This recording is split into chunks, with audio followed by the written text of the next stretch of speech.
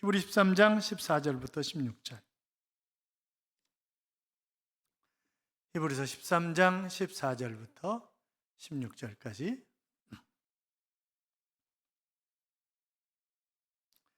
같이 읽겠습니다. 히브리 13장 14절 저 맞아요? 같이 읽겠습니다. 시작.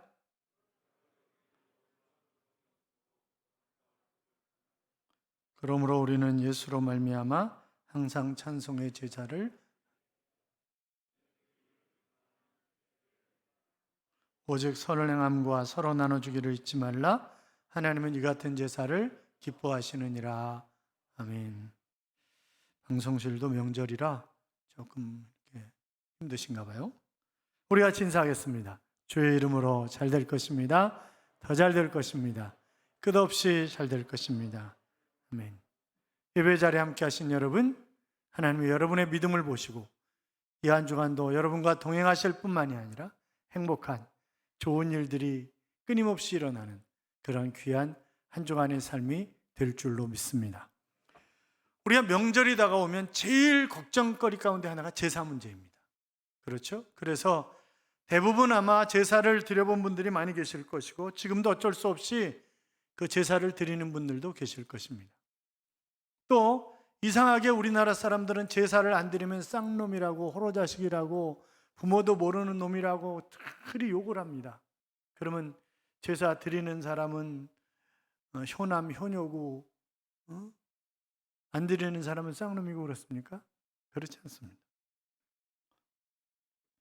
제사가 도대체 어디서 유래되었는가 자세하게 설명드릴 수는 없지만 공자 이전의 중국에서는 하나라와 상나라 때 제사를 드렸다는 그런 기록이 있습니다.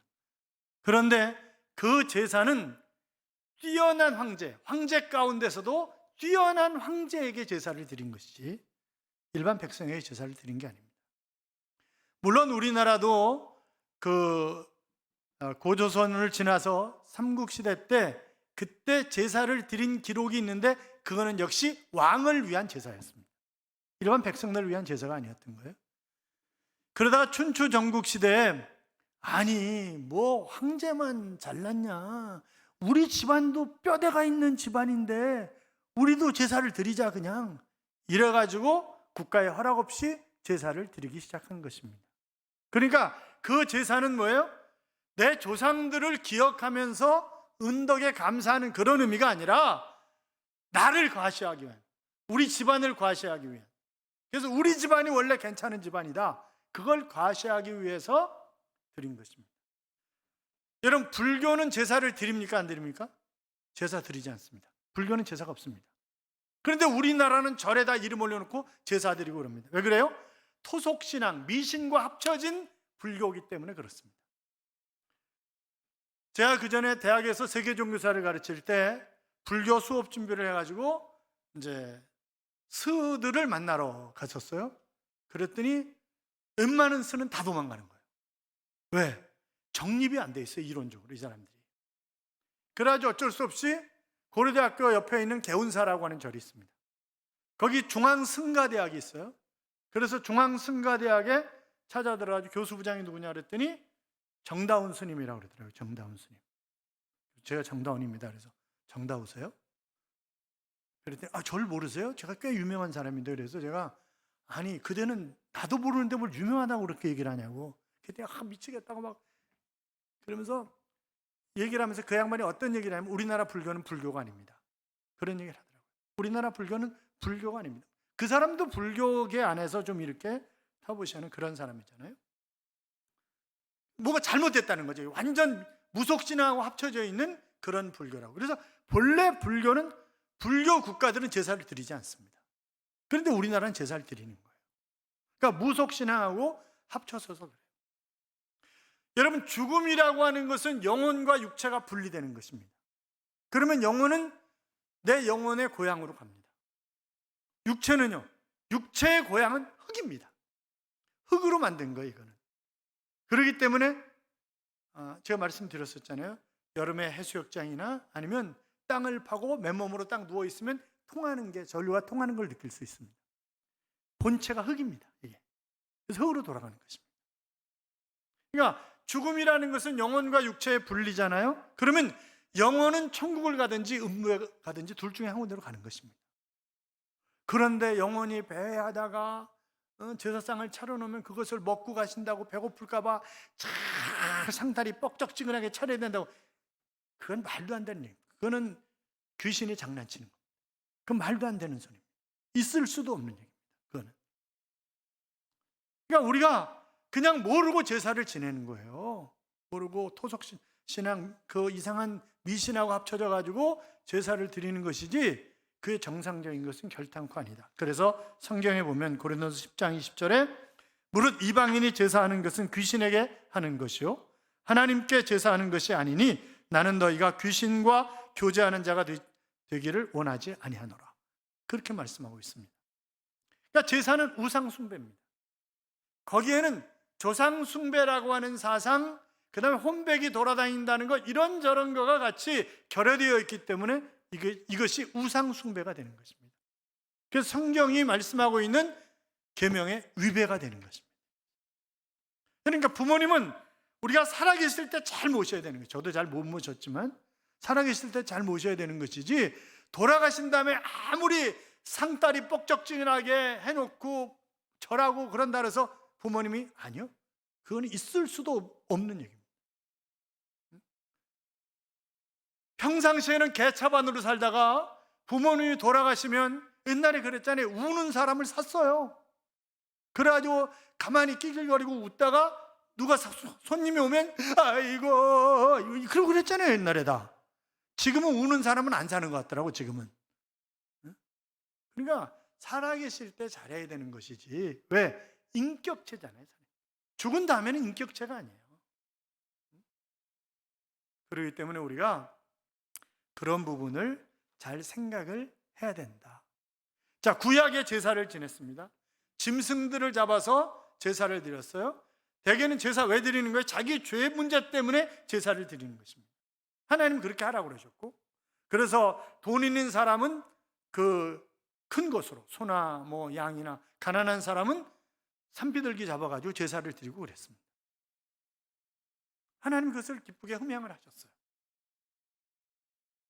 그런데 예수 그리스도가 이 땅에 오셔서 우리의 죄값을 담당하시고 물과 피를 다 쏟고 우리를 구원하셨기 때문에 이제 구약의 제사는 폐기된 것입니다. 그리고 예배로 대체된 거예요. 그러니까 제사 지내는 게 맞다 틀리다? 틀리다. 이건 제사 지내는 게 아니다. 그런데 오늘 본문을 가만히 보면 하나님이 기뻐하시는 제사가 있다는 거예요. 하나님이 기뻐하시는 제사. 첫째는 찬송의 제사입니다. 무슨 제사라고요? 찬송의 제사라고요. 찬송은 뭐예요? 예수 그리스도의 보혈의 피를 찬양하는 것입니다. 그래서 찬송학자들이 예수 그리스도의 보혈이 들어가지 않은, 예수 그리스도의 보혈을 표현하지 않은 찬송은 찬송이 아니다. 그렇게 얘기를 합니다. 왜요? 내가 구원받은 하나님을 찬양하는 거잖아요. 이사야 43장 21절에 보시면 우리를 이 땅에 두신 이유가 나를 찬송하게 하려 함이니라, 이렇게 말씀하셨습니다. 그러니까 내 존재 목적이 뭐예요? 하나님을 찬양하는 거예요. 그것이 내 존재 목적이에요. 그리고 오늘 본문에도 보면 항상 이렇게 말씀하셨어요. 그러니까 언제든지 어디서든지 내가 예배 시간에 찬송하는 것뿐만이 아니라 밥을 지으면서도 찬송할 수 있고, 차를 타고 운전하고 가면서도 찬송할 수 있고, 언제 어디서나 항상 하라는 거예요. 찬송. 이것이 내가 기뻐받는 제사다. 그렇게 말씀하셨어요. 오늘따라 성가대가 더 위대하게 보이죠? 하나님이 기뻐하시는 제사가 찬송이란 말이죠. 여러분, 날마다의 삶 속에서 하나님을 찬양하는 그런 삶이 되시기 바랍니다. 우리는 천국을 바라보는 그런 사람들입니다.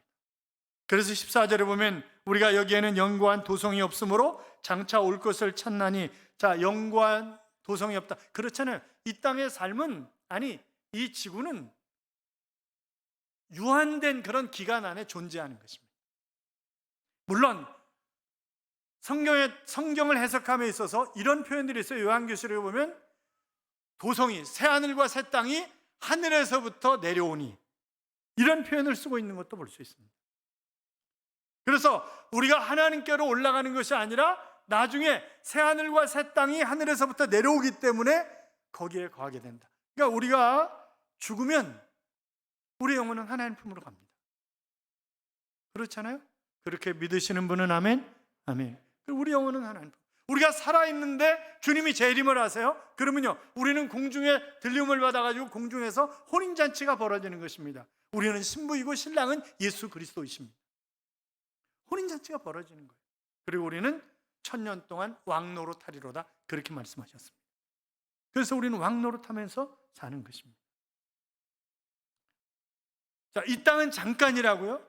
우리가 잠깐 사는 것이고 또 영원한 하나님의 나라가 우리를 기다리고 있기 때문에, 그래서 우리가 여기에는 영구한 도성이 없으므로 장차 올 것을 찾는다, 새 하늘과 새 땅을 찾는 것이다 라고 하는 것입니다. 여러분, 우리는 예배드리는 사람입니다. 예배란 뭐예요? 최상의 존재에게 최고의 존경의 표시를 하는 것이 예배입니다. 최상의 존재가 누구예요? 하나님이세요. 그러니까 그분에게 최상의, 그래서 우리가 하나님 앞에 최상의 존경의 표시로 하는 것 중에 하나가 뭐라고요?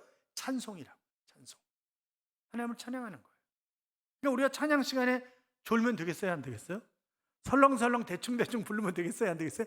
안 된다 말이죠. 그거는 내가 생명 걸고 불러야 될 것이 찬송이다. 왜? 내 존재 이유니까. 그래서 우리가 이제는 양과 짐승을 잡아서 하나님 앞에 제사로 드리는 것이 아니라 이제 찬송의 제사를 하나님 앞에 드리는 것이다 라고 하는 것입니다. 그래서 이 찬송의 제사를, 그러니까 우리의 입술의 열매의 찬송은 예수님의 보혈의 공로를 감사하는 성도의 제물이 되는 것이다, 그렇게 얘기할 수 있습니다. 로마의 콜로세움은 수많은 기독교인들이 짐승의 밥이 되었던 그런 장소입니다. 황제를 비롯한 기독교인들을 증오하는 사람들이 마치 축구 구경을 하는 것처럼 스탠드를 꽉 메우고 상당한 기간 동안 굶주린 그런 짐승들이 기독교인들을 뼈를 부러뜨리고 뜯어먹는 것을 구경하면서 박수를 치고 환호하고 그랬었습니다. 그런데 어느 순간인가부터 기독교인들이 딱 거기에 콜로세움에 서면 한 사람이 찬송을 부르기 시작한다. 그러면 다 같이 거기 서 있는 사람들이 찬송을 부르는 거예요. 그 찬송은 로마 황제를 위시한 스탠드를 가득 메운 사람들에게 공포의 소리였다는 거예요. 두렵고 떨림의 그런 소리였기 때문에 결국 그들이 나중에는 포기할 수밖에 없었고 로마 제국이 무너지고 만 것입니다. 사랑하는 여러분, 찬송으로 제사를 드리는 그런 하나님의 자녀들이 되시기를 주님의 이름으로 축원합니다. 뿐만이 아니라 16절 봐요. 16절 같이 읽어요. 오직 선을 행함과 서로 나눠주기를 잊지 말라. 하나님은 이 같은 제사를 기뻐하시느니라. 자, 지금 뭐가 제사라는 거예요? 찬송뿐만이 아니라 선을 행함과 나눔의 삶을 사는 것이 바로 제사다. 하나님 기뻐하시는 제사다, 그렇게 말씀을 하셨습니다. 빌 게이츠가 자신이 중퇴한 하버드 대학교에서 명예 졸업장을 받으면서 이렇게 연설을 했습니다. 제가 자선 사업에 나서게 된 것도 세상에 만연한 질병과 죽음, 무지에 아무도 관심을 갖지 않는 것으로 인해 느낀 충격 때문이었습니다. 인간의 위대한 진보는 발견 그 자체가 아니라 그것을 통해 어떻게 불평등을 줄이는가에 달려 있습니다. 단 한 명의 삶을 살린다고 해도 짜릿할 터인데 수백만 명을 살릴 수 있는 길이 있다고 한다면 어찌 그 일을 기쁨으로 감당하지 않겠습니까? 저는 그것 때문에 자선사업을 시작했습니다. 멋진 이야기잖아요. 여러분, 율법의 대강령을 우리가 얘기하면 첫째는 뭐예요? 하나님 사랑이고 둘째는 이웃 사랑입니다. 그러니까 찬송이 하나님을 사랑하는 것이라고 한다면 이웃 사랑은 뭐예요? 선을 행함과 나누는 거예요. 그게 이웃 사랑이에요. 그렇잖아요. 그러니까 우리가 명절 때를 위시한 이런 때, 다른 때는 못하더라도 우리가 나누는 그런 삶을 살아야 되지 않냐 이 말이죠. 그래서 성경에 보면 뭐라 그랬냐면 오직 선을 행함과 나눠주기를 잊지 말라. 잊지 말라고 하는 것이 기억하라라고 하는 단순한 그런 의미가 아니라 반드시 이 일을 해야만 한다고 하는 그런 의미의 표현입니다. 반드시 해야 된다는 거예요. 반드시 나누라는 거예요. 마태복음 25장 34절 이하에 보면 그때 임금이 그 오른편에 있는 자들에게 이르시되 내 아버지께 복받을 자들이여 나와 창세로부터 너희를 위하여 예비된 나라를 상속받으라. 내가 줄일 때 너희가 먹을 것을 주었고 목마를 때 마시게 하였고 나그네 되었을 때 영접하였고 헐벗을 때 옷을 입혔고 병들었을 때 돌아보았고 옥에 갇혔을 때 와서 보았느니라. 자, 예수님이 하신 말씀입니다. 예수님이 언제 그러셨어요? 그러니까 가난하고 힘들고 억울하게 감옥에 갇히고 이런 사람들을 돌보는 것이 곧 나에게 한 것이다. 그러니까 선을 행하고 나눠주기를 좋아하는 것, 그것이 곧 나에게 한 것이다. 그리고 한 걸음 더 나가서 그것은 하나님 기뻐하시는 제사라고 오늘 표현을 하고 있는 것입니다.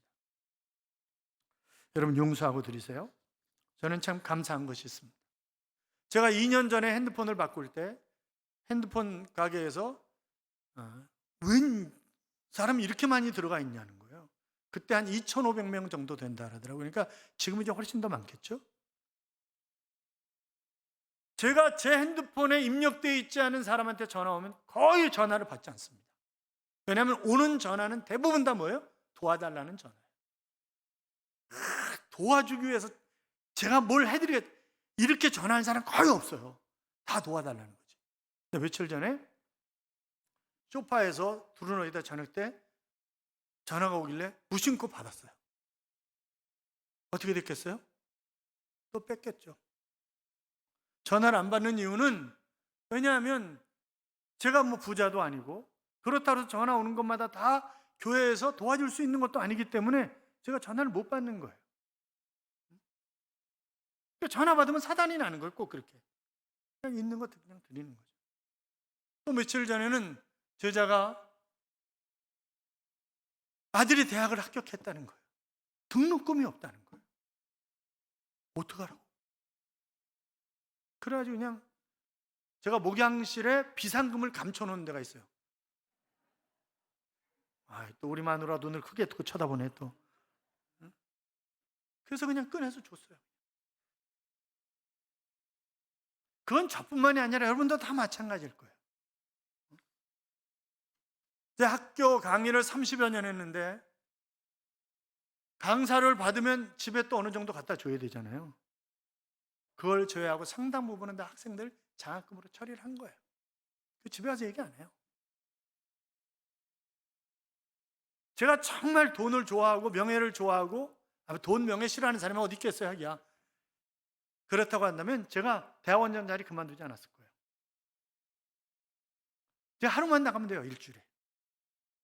그리고 1억의 연봉. 괜찮은 자리죠? 그렇잖아요?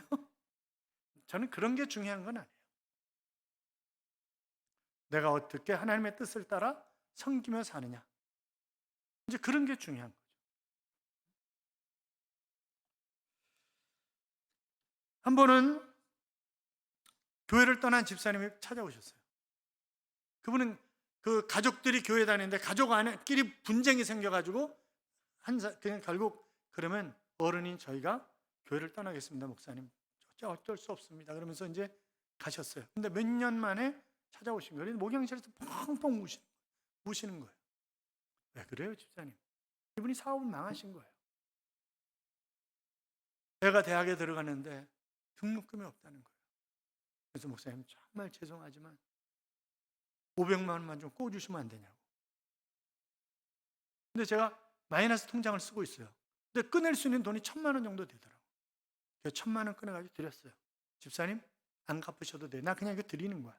집사님. 집사님이 나한테 갚는 거는 집사님이 다시 일어서는 거야. 그게 나한테 갚는 거야. 그러니까 갚을 생각도 하지 말고 그리고 열심히 해서 다시 일어서라고. 근데 아직까지 안 나타나시는 거 보면 아직까지 일어서시지 못한 게 아닌가 하는 그런 가슴이 아파요. 별분이 다 있어요, 교회에. 처제 아파트 살 거 잠깐 가지고 있다가 주식 투자해가지고 깡통 계좌가 되는 바람에 몽창 날려가지고 목양실에 와서 우는 사람이 없나? 제가 그랬어요. 나 가지고 있는 게 없다고. 그러니까 차 하나밖에 없으니까 이거 갖다 팔아서 쓰라고 그냥 못 가지고 가시더라고. 그리고 또 교회 안에 몸이 안 좋은 아이가 있었어요. 그런데 마침 세계적인 그 권위자인 그 사람이 교회를 방문하게 됐고 교회에서 간증하게 됐어요. 제가 준비할 수 있는 돈은 제 차를 판 돈밖에 없습니다. 그거 팔아서 드릴 테니까 그냥 그 집에는 무료로 수술해 주는 걸로 하고, 의사 7명을 두고 있는 병원장이었으니까 미국에서. 그렇게 하기로, 수술 받으러 가기로 했어요. 근데 또 안 간대. 한 번은 또 제가 차를 팔아가지고 그 돈을, 장로님 한 분이 교회를 떠나는데 그분이 교회 빚을 지고, 교회 이름으로 대출을 받고 빚을 지고 간 거예요. 제가 그걸 갚아주려고 했더니 재정부에서 팔짝팔짝 뛰는 거예요. 교인들 빚 다 갚아줄 거냐고. 자기는 그걸 또 다르게 처리하고 말았어요. 죄송해요, 제 얘기해가지고. 아마 다 여러분도 그렇게 살 거예요. 그러다 보니까 또 이상한 짓을 하고 제가 그래가지고 주머니에 돈이 없네. 그래가지고 결혼시킬 딸한테도 굉장히 미안한 거죠. 여러분, 우리가 이 선행, 나눔, 이것이 바로 하나님 기뻐하시는 제사라는 거예요. 그래서 우리가 살아가면서 하나님이 받는 것만 좋아하는 사람 하나님이 좋아하시지 않잖아요. 누가복음 6장 38절에 보시면 주라, 그리하면 너희에게 줄 것이니 곧 후히되어 누르고 흔들어 넘치도록 하여 너희에게 안겨주리라. 그렇게 말씀하셨습니다. 여러분, 우리가 가난한 사람을 구제하는 것, 나누는 것, 이것이 성경에 뭐라고 말씀하셨냐면 그건 나한테 꿔주는 거다, 이렇게 말씀하셨어요. 하나님이 그거 나한테 꿔주는 거다, 그거. 그럼 하나님 빚지고 사시겠어요? 하나님 빚지고는 못 사시는 분이에요. 그분이 갚으시는 거예요. 이자가 세. 100배, 60배, 30배. 근데 안 믿어, 그걸. 은행 이자는 믿는데 그건 안 믿어. 이제 그게 문제잖아요, 우리가. 사랑하는 여러분, 우리가 하나님 기뻐하시는 입술의 열매인 찬송으로 제물을 삼고 선행과 나눔으로 제물을 삼아서 하나님 앞에 제사를 드림으로 하나님이 기뻐하시는 제사, 하나님이 기뻐하시는 그런 하나님 자녀다운 삶을 살아가는 귀한 일꾼들이 되시기를 주님의 이름으로 축복합니다. 이런 찬양이 있죠? 나의 은총을 입은 이여 너를 아노라, 너의 마음을 내가 아노라. 나의 사랑을 아는 이여 함께 가노라, 내가 친히 함께 가노라. 내가 너로 편케하며 나의 모든 선함으로 너의 앞을 지나며 나의 이름으로 너를 지키리라. 나의 은총을 입은 이여 나의 사랑을 아는 이여 내가 너를 축복하노라 라고 하는 그런 찬양입니다. 여러분, 우리는 하나님의 은총을 입은 사람들입니다. 그렇다고 믿으시면 아멘? 아멘. 그렇습니다. 그 하나님은 우리와 늘 동행하시며 우리에게 복 주시는 하나님이십니다. 그분에게 우리는 최고의 제사를, 그것이 찬송으로 드리는 것이고 그것이 선행과 나눔으로 사는 삶이라고 한다면 그렇게 살아서 하나님 기뻐 받으시는 제사를 끊임없이 드리는 삶을 살아가는 일꾼 되시기를, 자녀 되시기를 주님의 이름으로 축복합니다.